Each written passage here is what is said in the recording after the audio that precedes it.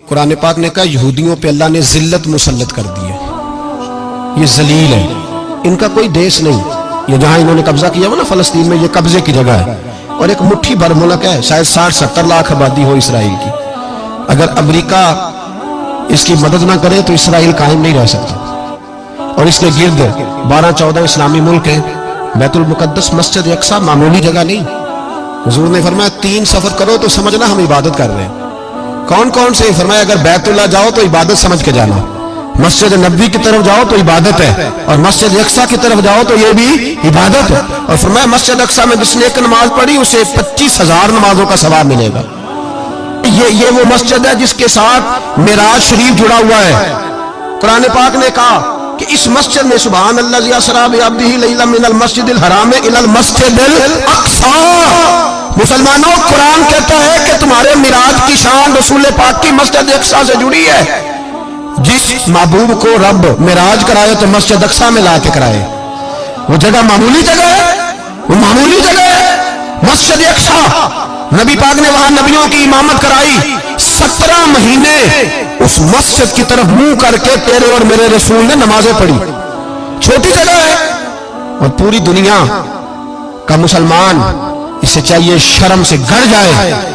एक अमेरिका का सदर बोल के कहता है कि इसराइल को इजाजत है उसे दारुल हुकूमत बनाए, और मुसलमान हुक्मरान बयान दे रहे हैं जालिमों लुटेरो, तुम अपनी अपनी सियासतें चमकाने के लिए पहले एक दूसरे को गालियां देते हो, फिर इकट्ठे बैठ जाते हो नंबरिंग करने के लिए।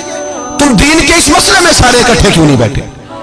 सारे पाकिस्तान के सियासतदानों को, उलमा और मशाइख को चाहिए था एक पेज पे इकट्ठे होते, इकट्ठे बैठ के एक बयान ही दे देते, एक बात ही कर देते।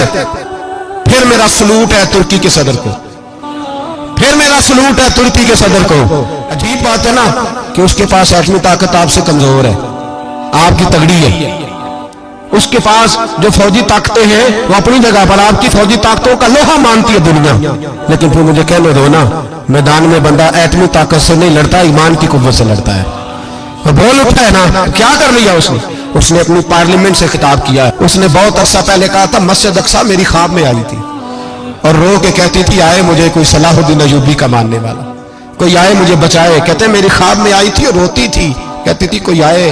और एक शायर ने कहा मस्जिद अक्सा नबी पाक को भी बुलाती है, कहती है एक बार फिर तैबा फलस्तीन में आ, रास्ता देखती है फिर मस्जिद अक्सा तेरा, एक बार फिर से तैबा से फलस्तीन में आ, रास्ता देखती है फिर मस्जिद अक्सा तेरा।